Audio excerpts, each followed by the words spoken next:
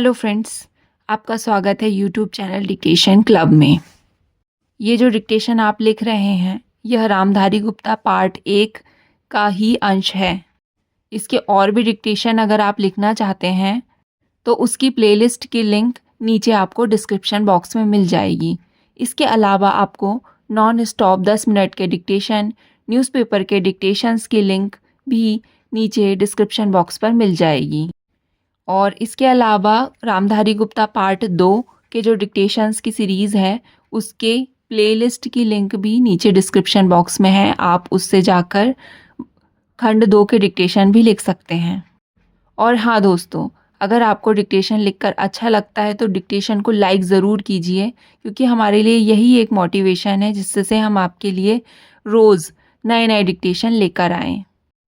तो ज़्यादा समय ना लेते हुए वीडियो को करें लाइक, चैनल को करें सब्सक्राइब और अपने ज़रूरतमंद दोस्तों के साथ ज़्यादा से ज़्यादा इस डिक्टेशन को शेयर करें।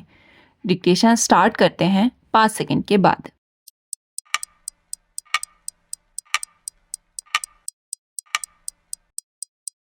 सभापति महोदय, मैं वित्त विधेयक का समर्थन करने के लिए खड़ा हुआ हूँ। उत्तर प्रदेश की जनसंख्या बहुत बड़ी है और उसका क्षेत्र भी बहुत बड़ा है।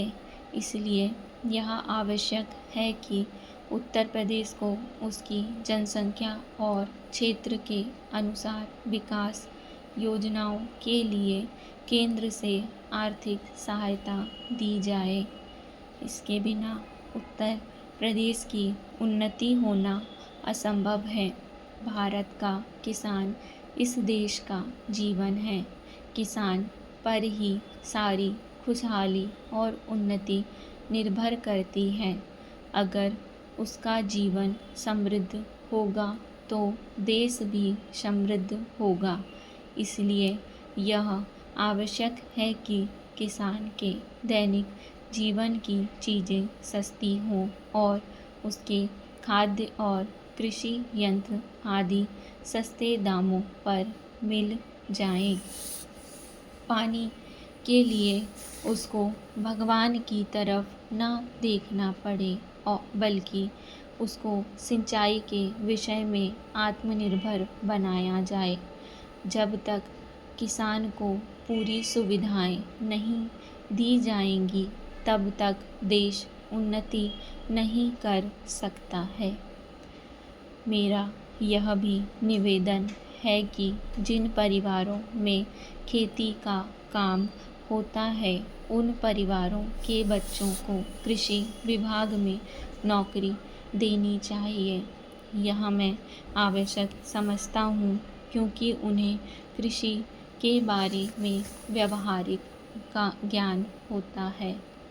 सभापति महोदय, वर्तमान सरकार ने समाजवाद की नीति अपनाई है और सरकार समाजवाद की तरफ कदम बढ़ा रही है, लेकिन हम देखते हैं कि बड़े और छोटे सरकारी कर्मचारियों के वेतन में बड़ा फ़र्क है।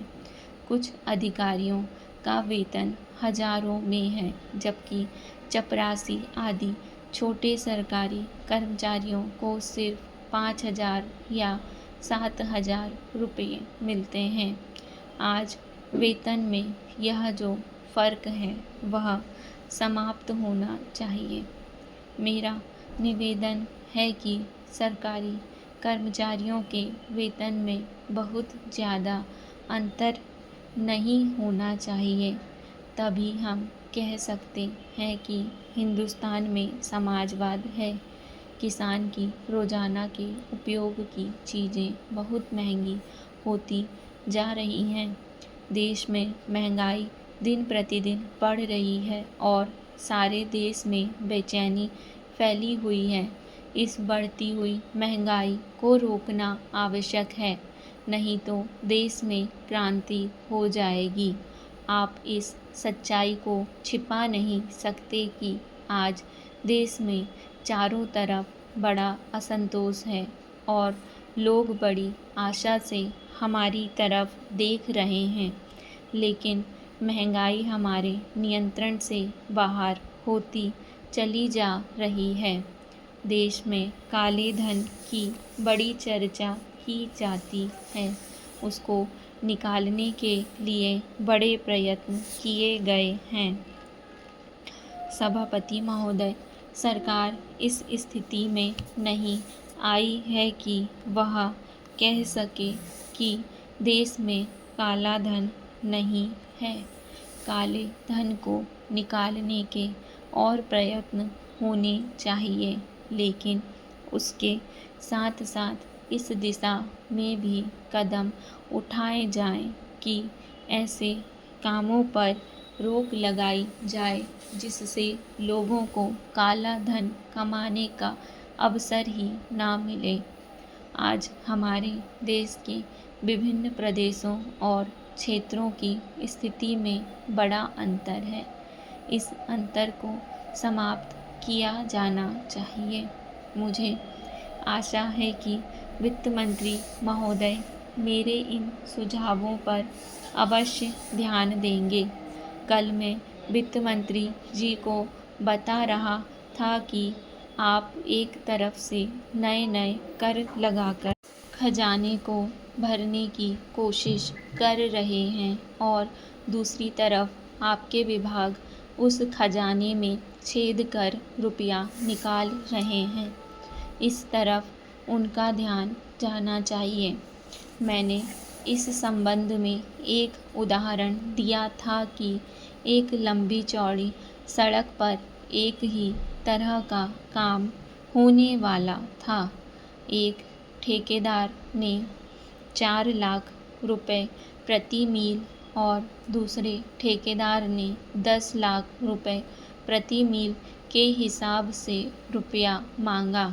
जब मंत्री महोदय के सामने यह चीज़ लाई गई तो इस बात की जांच हुई, जिसमें कुछ करोड़ रुपयों की बचत हुई है। अगर सब मामलों की जांच की जाती तो कई करोड़ रुपयों की बचत हो सकती थी। जैसा कल मैंने वित्त मंत्री जी से कहा कि उन्होंने 2 करोड़ रुपए की छूट करों में देकर हम पर एहसान लाद दिया, लेकिन मैं तो आपका कई करोड़ रुपयों का लाभ करा रहा हूँ। आप इसकी जांच कराइए और देखिए कि कैसी लूट हो रही है। इतना ही नहीं, इसका प्रभाव दूसरे विभागों पर भी पड़ रहा है। वहाँ पर जो दूसरे विभाग काम कर रहे हैं उनकी दरें भी बढ़ रही हैं या दरें बढ़ने के लिए उनकी मांग बढ़ रही है। जब वही काम एक जगह अधिक लागत में होगा तो दूसरी जगह वही काम कम लागत में नहीं हो सकता। इसलिए या तो वह चोरी करेगा या दर बढ़वाएगा। अगर एक सड़क पर ऐसा होता है तो वहाँ जो दूसरे काम चलते हैं उनमें भी ऐसा ही होता है। ठेकेदार आपके विभाग के साथ मिलकर दर बढ़ाते हैं।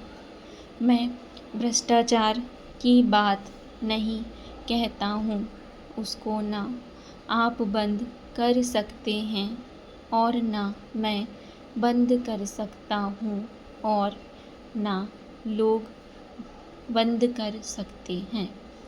अध्यक्ष महोदय, मैं कल कह रहा था कि वित्त मंत्री जी ने जिस संदर्भ में यह बजट प्रस्तुत किया है और जिन परिस्थितियों की पृष्ठभूमि में वित्त मंत्री का भार संभाला है, उस दृष्टिकोण से यदि इस बजट को देखें तो हम इस परिणाम पर पहुँचेंगे कि वित्त मंत्री जी ने निश्चित तौर पर ऐसा काम किया है जिसके लिए वे धन्यवाद के पात्र हैं।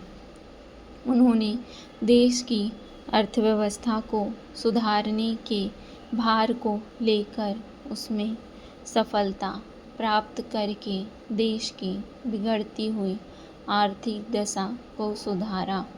पिछले वर्ष देश का उत्पादन बढ़ा है, उद्योगों में सुधार हुआ है, कीमतों में सुधार आया है, हमारा आयात कम हुआ है और निर्यात बढ़ा है। इस तरह से देश में एक नई आशा और विश्वास पैदा हुआ है। इस वर्ष के बजट द्वारा भी उन्होंने पिछले वर्ष के कार्यक्रम को जारी रखने की कोशिश करने का प्रयास किया है। मुझे इसमें कोई संदेह नहीं है कि इसमें भी उनको सफलता मिलेगी।